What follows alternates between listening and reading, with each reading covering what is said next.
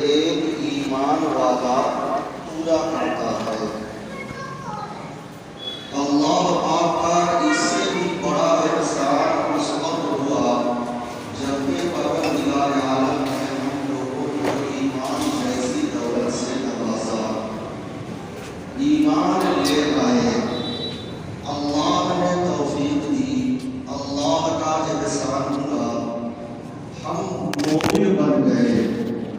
لیکن اصل مومن، پکا سچا ایمان والا اور پکا سچا مومن کس کو کہتے ہیں اور کیسے بنا جاتا ہے؟ ہم لوگوں کی زندگی سے یہ چیزیں بہت دور ہیں۔ اور وہ کیسے؟ ذرا غور کیجئے، آپ عام انسانوں کی باتوں کو چھوڑ دیجئے، دنیا کے تمام بڑے سے بڑے علماء ہو، مفتی ہو، قاضی ہو، کوئی بھی ہو، آپ ان لوگوں کو ابھی رہنے دیجئے۔ آئیے ہم دیکھتے ہیں کہ ہمارے آپ کے آقا جناب حضرت محمد رسول اللہ صلی اللہ علیہ وسلم نے پکا اور سچا مومن کس آدمی کو بتلایا ہے۔ حدیث کے اندر پہنچیے تو اللہ کے پیارے حبیب جناب محمد رسول اللہ صلی اللہ علیہ وسلم نے فرمایا، والذی نفسی بیدی لا یؤمن احدکم حتی اکون احب الیہ من والدہ وولدہ، وفی روایت انس رضی اللہ تعالی عنہ والناس اجمعین۔ یہ حدیث کے الفاظ ہیں۔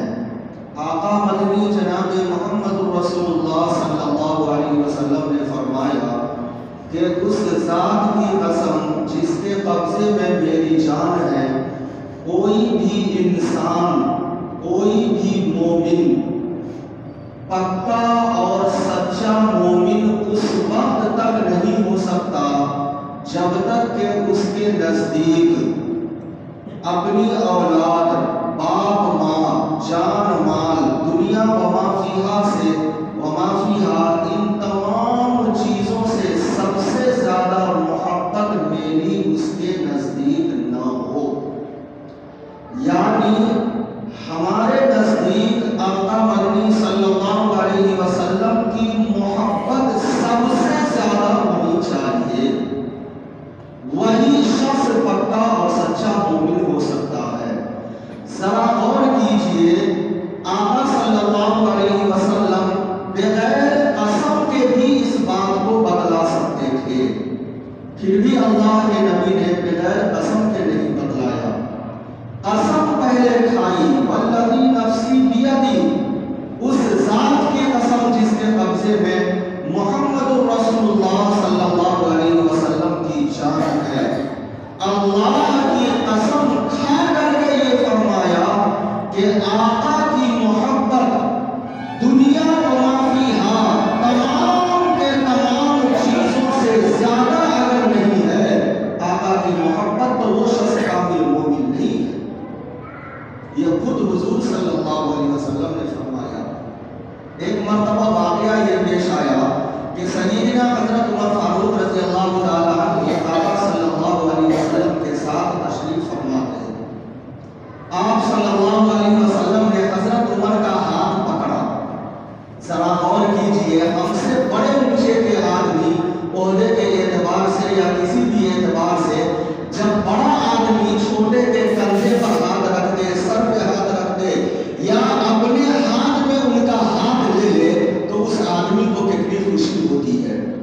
جب ہمارے دنیا کا یہ معاملہ ہے تو تمام کائنات کے سردار آقا صلی اللہ علیہ وسلم اپنے دستے مبارک میں جس آدمی کا ہاتھ پکڑ لے، اس کو کتنی خوشی ہو سکتی ہے۔ حضرت عمر فاروق رضی اللہ تعالیٰ عنہ کا ہاتھ آقا صلی اللہ علیہ وسلم نے پکڑا، بڑی خوشی ہوئی۔ حضرت عمر فاروق نے فرمایا، یا رسول اللہ صلی اللہ علیہ وسلم، میری جان کے علاوہ، حضرت عمر نے فرمایا، میری جان کے علاوہ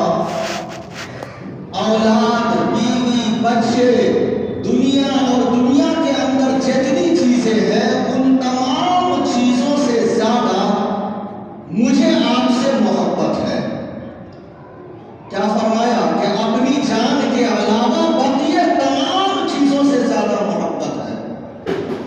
آقا صلی اللہ علیہ وسلم نے فرمایا کہ عمر پھر تو تم کامل مومن نہیں ہو، ابھی تک تم مکمل مسلمان نہیں بنے ہو، تمہارا ایمان ابھی تک مکمل نہیں ہوا ہے، تمہارا ایمان اس وقت مکمل ہوگا جب تمہارے نزدیک اپنی جان سے بھی زیادہ میری محبت ہو جائے۔ سیدنا حضرت عمر فاروق رضی اللہ تعالیٰ عنہ فوراً سنبھل گئے اور اپنے دل اور دماغ پر دباؤ ڈالا، دل کے اندر استغفار کیا اور اس کے بعد سوچ سمجھ کر کے پھر فرمایا کہ یا رسول اللہ، اب میرے نزدیک میری جان سے بھی زیادہ آپ محبوب ہے۔ آقا نے فرمایا کہ ہاں، اب تمہارا ایمان مکمل ہوا۔ جو شخص بھی اپنے آپ کو مومن کہلانا چاہتا ہے، ایمان والا کہلانا چاہتا ہے، اس کے نزدیک اس کی جان، اس کا مال، بیوی بچے، والدین، دنیا اور دنیا کے اندر جتنی چیزیں ہیں، ان تمام کے تمام چیزوں سے زیادہ میری محبت اگر اس کے دل کے اندر نہیں ہوئی تو وہ شخص کامل مومن ہو ہی نہیں سکتا۔ ذرا ہم لوگ غور کریں، سوچے، اپنے دل اور دماغ پر دباؤ ڈالے، جیسا کہ سیدنا حضرت عمر فاروق رضی اللہ تعالیٰ عنہ نے دباؤ ڈالا تھا، پھر فیصلہ کیا، پھر آقا کو جواب دیا کہ اب میری جان سے بھی زیادہ آپ محبوب ہے۔ تب آقا نے فرمایا تھا کہ اب تمہارا ایمان مکمل ہوا۔ ذرا ہم لوگ غور کریں اور سوچیں، کیا ہمارے دل کے اندر بھی اللہ اور اللہ کے رسول صلی اللہ علیہ وسلم سے وہی محبت ہے جو محبت ایک ایمان والے کو کامل مومن بنا دیتا ہے؟ ظاہر میں تو نہیں ہے، ظاہر میں تو نہیں ہے، اس لیے کہ ظاہر میں ہم آپ ایک دوسرے کو دیکھتے ہیں، ہمارا چہرہ موڑا، ہمارا لباس، پہننا اوڑھنا، کھانا پینا، شادی بیاہ، موت، اس کے علاوہ دنیا کے اندر جتنی ضروریات ہم لوگ پوری کرتے ہیں، ہمارے اپنی ضروریات میں سے ایک بھی ضرورت ایسی جو نہیں ہے جو آقا مدنی جناب محمد رسول اللہ صلی اللہ علیہ وسلم کے حکموں کے مطابق ہو، پھر بھی ہم اپنے آپ کو پکے اور سچے مومن کہلاتے ہیں اور اپنے آپ کو عشق رسول کا دعویٰ بھی کرتے ہیں۔ زبانی دعویٰ سے کچھ نہیں ہوتا ہے، اصل چیز عمل ہے۔ صحابہ کرام رضوان اللہ تعالیٰ علیہ مجمعین نے وہ عمل کر کے دکھلایا، صرف زبان سے دعویٰ نہیں کیا کہ ہمیں آقا سے اپنی جان سے بھی زیادہ محبت ہے، آقا کے حکموں پر ہم مر مٹتے ہیں۔ زبانی دعویٰ نہیں کیا تھا محبت کا، بلکہ صحابہ کرام نے اب اس پر چل کر کے دکھلایا، عمل کر کے دکھلایا، تب جا کر کے پروردگار عالم نے قرآن کریم کے اندر صحابہ کرام کی تعریف کی، رضی اللہ عنہم و رضوا عنہ۔ اللہ پاک نے فرمایا صحابہ کرام کے متعلق کہ میں ان سے راضی ہوں، وہ مجھ سے راضی ہے۔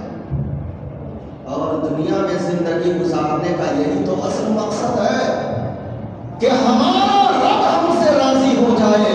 یاد رکھ لیجئے، اس دنیا کے اندر رہتے ہوئے پروردگار عالم اگر ناراض ہو گیا تو یہ دنیا کی زندگی بھی وبال ہے اور کل قیامت کے دن وبال کے علاوہ کچھ بھی نہیں ملے گا، عذاب و سزا کے سوا کچھ نہیں حاصل ہوگا۔ محبت کی 3 قسمیں ہیں، محدثین نے لکھا ہے محبت کی 3 قسمیں ہیں۔ پہلی قسم ہے حب طبعی، دوسرے حب عقلی اور تیسرے حب ایمانی۔ کیا مطلب ہے؟ حب طبعی کا مطلب یہ ہے کہ انسان کے اندر فطری طور پر غیر اختیاری محبت ہو، جیسے کہ ہر ایک والدین کو، باپ ماں کو اپنے بیٹے اپنی اولاد سے محبت ہوتی ہے۔ جب اولاد کو، بیٹے اور بیٹیوں کو تھوڑی سی اگر تکلیف بھی ہوتی ہے تو باپ ماں تڑپ جاتا ہے، کیوں؟ اس لیے کہ فطری اور طبعی محبت اس سے جڑی ہوئی ہے۔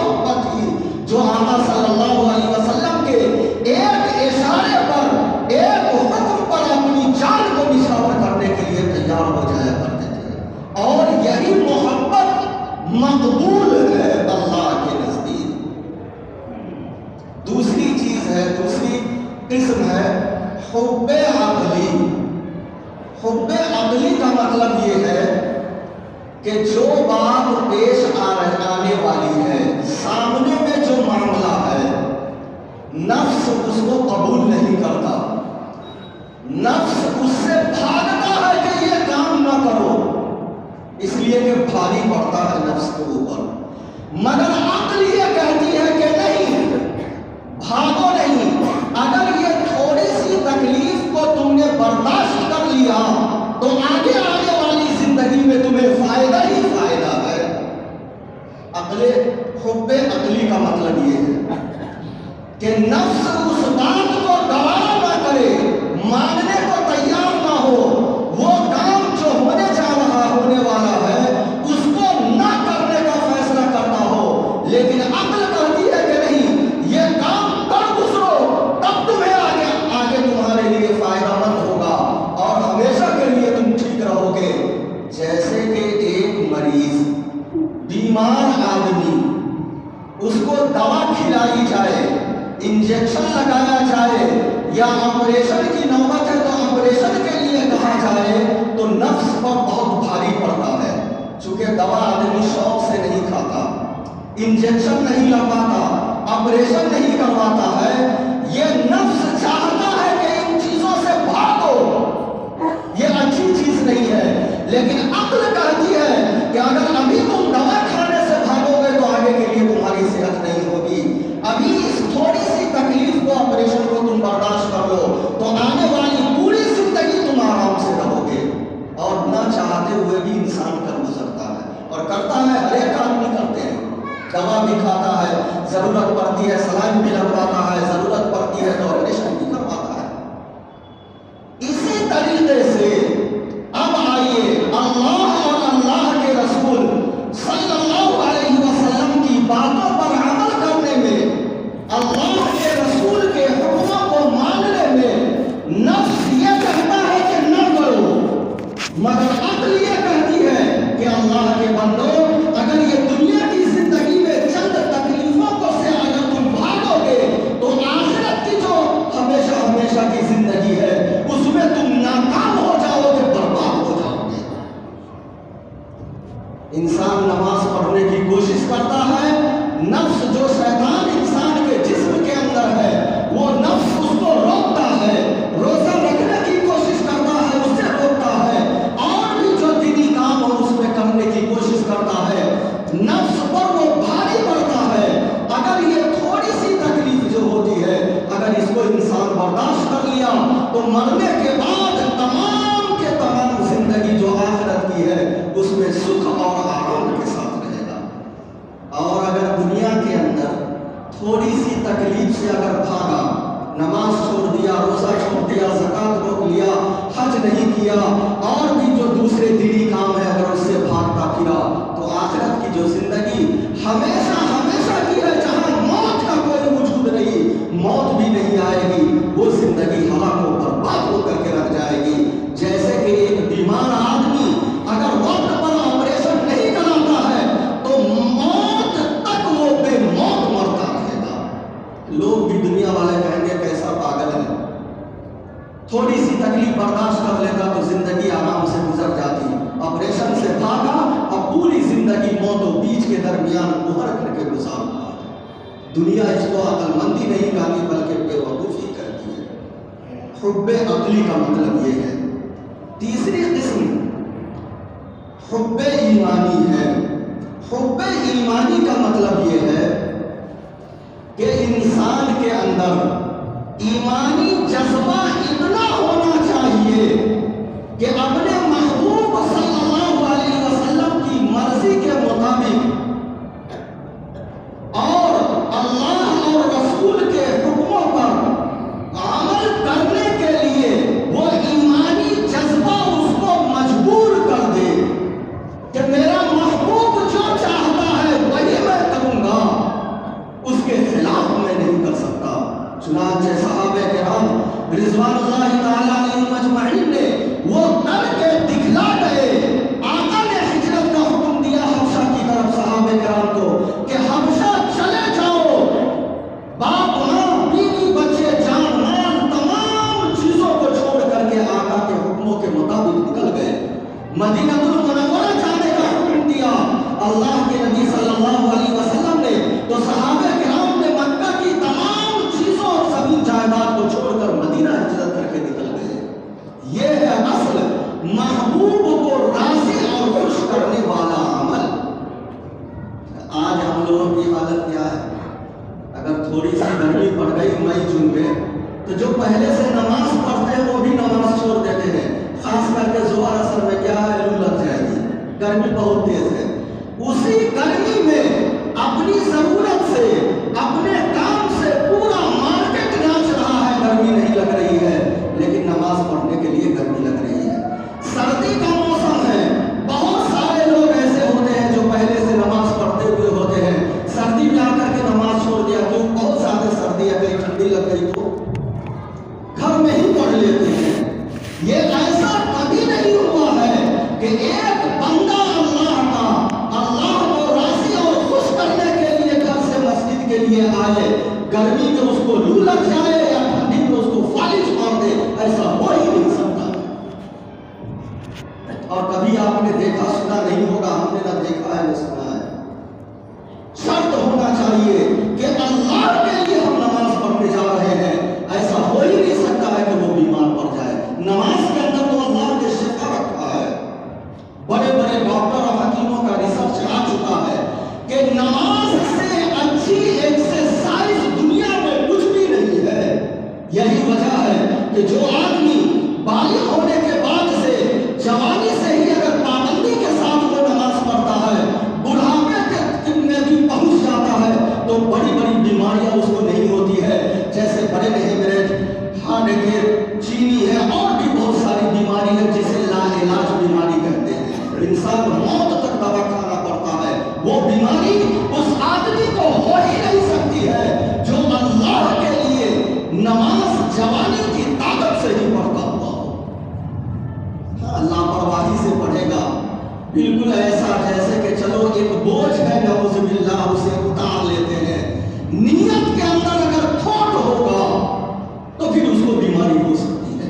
اخلاص کے ساتھ اللہ کی رضا کے لیے جو نماز پڑھے گا اسے بیماری ہو ہی نہیں سکتی ہے۔ یہ اللہ کا خاص فضل ہے، اور شریعت کے تمام احکامات پر عمل کرنے میں انسان کے لیے خود اپنا ذاتی فائدہ بھی ہے۔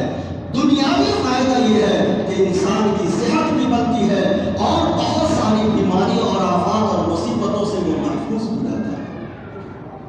تو محبت کی جو 3 قسمیں ہیں، حب طبعی، عقلی اور ایمانی، یہ تینوں کی تینوں محبت کی جو اقسام ہے، یہ اس بات پر ابھارتے ہیں کہ آقا صلی اللہ علیہ وسلم سے زیادہ محبت کے لائق اس دنیا کے اندر کوئی ذات نہیں ہے، کوئی ذات نہیں ہے۔ جیسا کہ سیدنا حضرت عمر فاروق رضی اللہ تعالیٰ عنہ کے واقعے سے پتہ چل گیا۔ حب ایمانی کی تو بہت سارے واقعات حدیث کے اندر پڑے ہوئے ہیں۔ بخاری شریف کے اندر ایک روایت ہے، ایک حدیث ہے، آقا مدنی جناب محمد رسول اللہ صلی اللہ علیہ وسلم کے زمانے کی بات ہے۔ ام المؤمنین حضرت ام حبیبہ رضی اللہ تعالی عنہا، یہ آقا صلی اللہ علیہ وسلم کی زوجہ محترمہ ہے۔ یہ ام حبیبہ رضی اللہ تعالی عنہا کے والد حضرت ابو سفیان، بعد میں انہوں نے اسلام قبول کیا۔ بعد میں اسلام قبول کرنے سے پہلے جس وقت شرک کی حالت میں تھے، مشرک تھے، اسی وقت مدینہ المنورہ تشریف لے گئے۔ وہاں گئے کسی کام سے تو سوچا اپنی بیٹی ام حبیبہ سے بھی مل لیں۔ حضرت ام حبیبہ رضی اللہ تعالی عنہ گھر کے اندر تشریف فرما تھی۔ جیسے ہی ابو سفیان دروازے پر آئے اور دروازے پر دستک دی کہ بیٹی میں تمہارا باپ بول رہا ہوں، دروازہ کھلا اور دوڑ کر کے گئی۔ آقا صلی اللہ علیہ وسلم کا جو بستر مبارک بچھا ہوا تھا اسے موڑ کر کے سمیٹ کر کے الگ کر دیا۔ ابو سفیان کو بہت تعجب ہوا اور اس نے کہا کہ بیٹی، لوگ باپ کے لیے بستر جھاڑ کر اچھی طرح سے بچھاتے ہیں، اور یہ تو بہت بڑی بے ادبی ہے کہ باپ کو دیکھ کر کے بستر موڑ دو اور ہٹا دو۔ تم تو یہاں آ کر بے ادب ہو گئی ہو، گستاخ ہو گئی ہو۔ حضرت ام حبیبہ رضی اللہ تعالی عنہا نے فرمایا کہ ابا جان،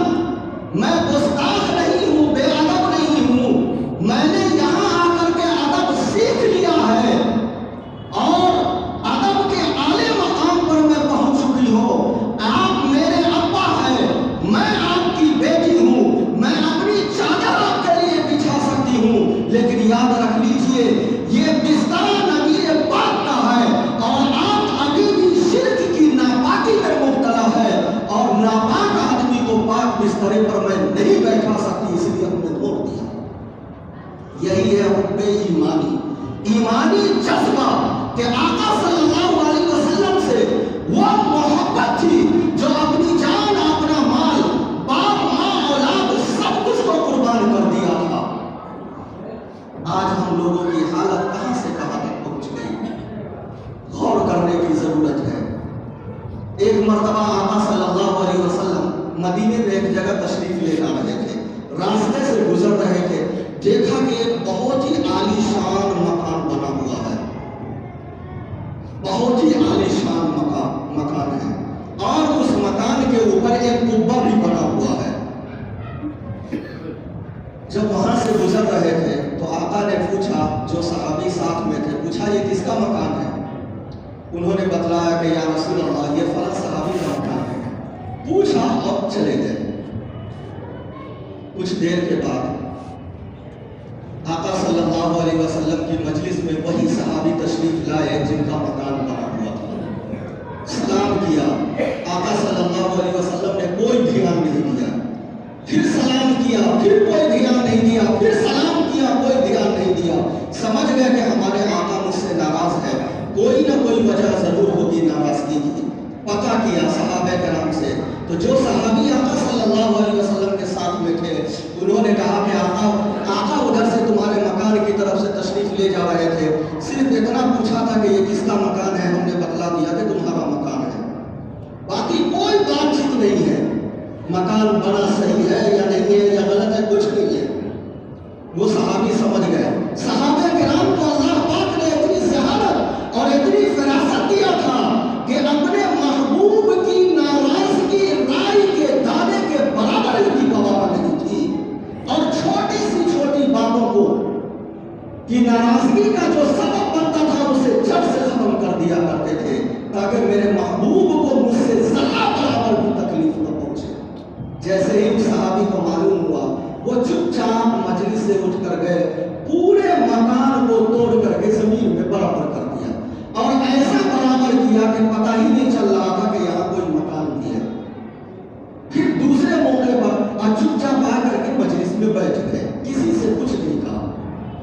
कुछ दिनों के बाद फिर आका सल्लल्लाहु अलैहि वसल्लम उस रास्ते से गुजरे, तो सहाबी से फरमाया कि अरे यहाँ तो एक मकान बना हुआ था कुब्बा नुमा, वो मकान कहाँ है? तो उस सहाबी ने फरमाया कि या रसूलल्लाह सल्लल्लाहु अलैहि वसल्लम, वो सहाबी तशरीफ लाए मजलिस के अंदर, और आपकी नाराजगी को वो भाप गए।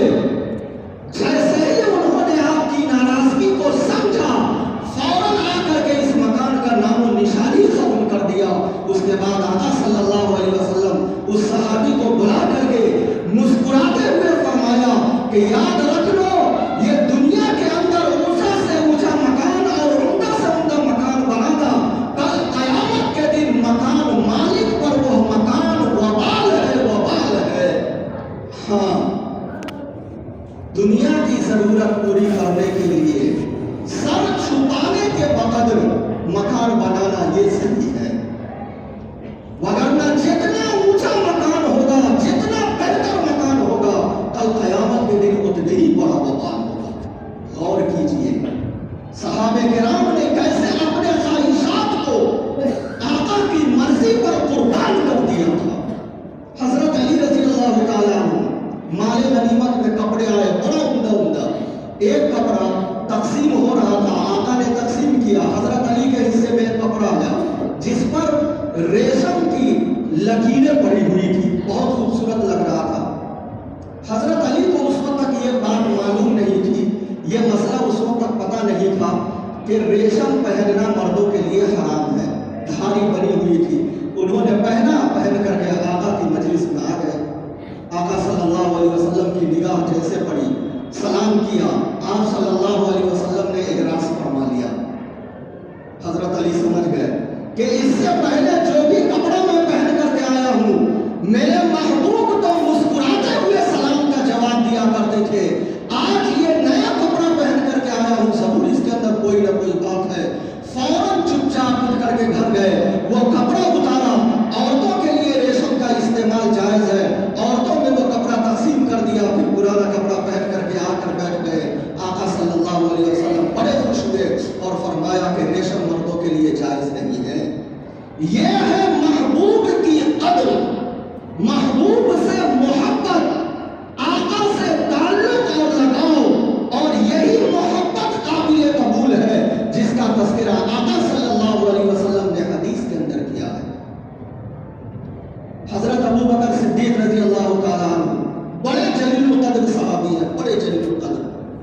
आका सल्लल्लाहु अलैहि वसल्लम ने फरमाया कि सारे लोगों के एहसानात को तमाम के तमाम सहाबे किराम के एहसान का मैं बदला दे चुका हूँ, लेकिन अबू बकर का एहसान मेरे ऊपर इतना है कि इसके एहसान का बदला अल्लाह ही दे सकता है, मोहम्मद रसूलुल्लाह के बस की बात नहीं है।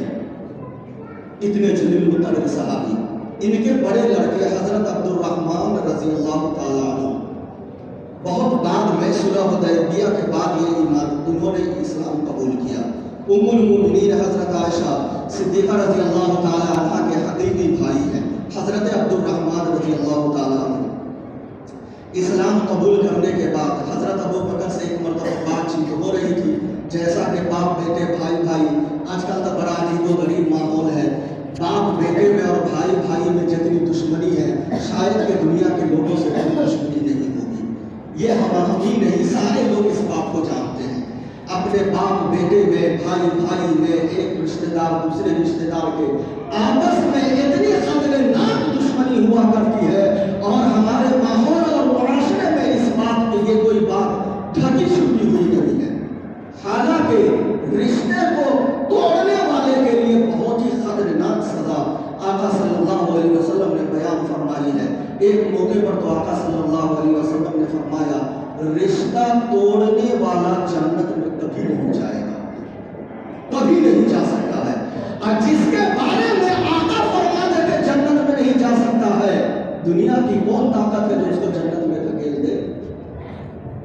तो हजरत अब्दुर्रहमान बिन अबी बकर अपने अब्बा हजरत अबू बकर रज़ी अल्लाह ताला अन्हु के साथ बैठ करके गुफ्तगू कर रहे थे। तो हजरत अब्दुर्रहमान ने कहा कि अब्बा, जंगे बदर में आप मेरे निशाने पर आ चुके थे, चूंकि इस्लाम कबूल नहीं किया था उस वक्त, तो कुफार मुशरिकीन के साथ में वो जंग में आया करते थे, ओहद में, बदर में, सब जंग में वो शरीक थे मुसलमानों के खिलाफ।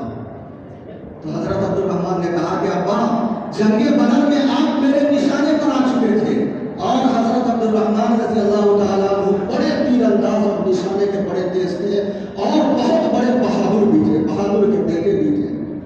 तो इन्होंने फरमाया कि अब्बा, जंगे बदर में आप मेरे निशाने पर आ गए थे, हमने बाप का लिहाज करते हुए आपको छोड़ दिया। तो हजरत अबू बकर का जवाब सुन लीजिए। हजरत अबू बकर ने फरमाया कि बेटा, अगर तू मेरे निशाने पर आ गया होता तो मैं तुमको नहीं छोड़ता, मैं तुमको कत्ल कर देता, इसलिए कि मेरे नजदीक मेरी जान, औलाद, बीवी, बच्चे, तमाम चीजों से ज्यादा मेरे महबूब सल्लल्लाहु अलैहि वसल्लम के हुक्म की तामील थी। अगर तुम आते तो मैं नहीं छोड़ता। ये है आका सल्लल्लाहु अलैहि वसल्लम से मोहब्बत और आका की बातों पर अपनी जान को निछावर कर देना। याद रख लीजिए, आज जो हमारा माहौल और मुआशरा है, हम दीन से इतने दूर होते चले गए कि आज हमें इन बातों का पता भी नहीं होता, और अगर हमें मालूम भी हो जाता है तो हम उस पर अमल करने को तैयार नहीं होते। याद रख लीजिए, ये चंद दिनों की दुनिया की जिंदगी है, उम्र का अक्सर हिस्सा तो निकल चुका है, या आधा हिस्सा निकल चुका है। जो वक्त मिल रहा है अल्लाह की फरमा बरदारी में, नबी पाक सल्लल्लाहु अलैहि वसल्लम के हुक्मों के मुताबिक गुजारने की कोशिश कीजिए, इसी में कामयाबी और भलाई है। मगर याद रख लीजिए, जिस तरीके से हम लोगों ने पिछली जिंदगी आज़ादी में गुजारते हुए आए हैं, गुनाहों में डूब करके गुजार करके आए हैं, आगने वाली जिंदगी भी अगर इसी हालत में हमारी गुजर गई तो मरने के बाद बहुत ही ज्यादा खतरनाक सजा है। जब अल्लाह पाक ने हमें ईमान जैसी दौलत से नवाजा है तो उसकी शुक्रगुजारी ये है कि अल्लाह और रसूलुल्लाह सल्लल्लाहु अलैहि वसल्लम के हुक्मों के मुताबिक दुनिया में जिंदगी गुजारे, तब जाकर के हमारी मकबूलियत रब के नजदीक होगी। ला युमिनु अहदुकुम हत्ता अकूना अहब्बा इलैया मिन वालिदिही व वलदिही वन्नासी अजमईन। अल्लाह के प्यारे हबीब सल्लल्लाहु अलैहि वसल्लम ने इस हदीस के अंदर यही बयान फरमाया है। दुआ कीजिए कि अल्लाह पाक हम तमाम लोगों को कहने सुनने से ज़्यादा अमल की तौफीक अता फरमाए और सुन्नत व शरीयत के मुताबिक ज़िंदगी गुजारने की तौफीक अता फरमाए। आखिर में एक दो बात